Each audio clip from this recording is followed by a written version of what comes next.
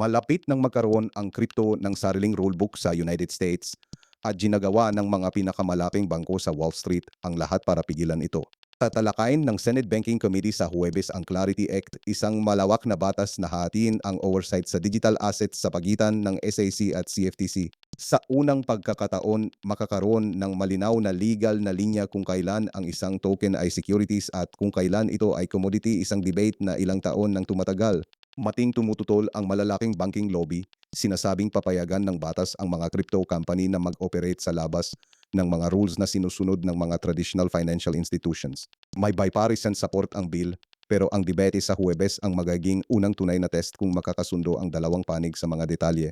Anuman ang mangyari ng ngayong Huwebes ay maaaring magtagda ng direksyon kung paano i-regulate ang mga digital assets sa United States sa mga susunod na taon. Mag-subscribe na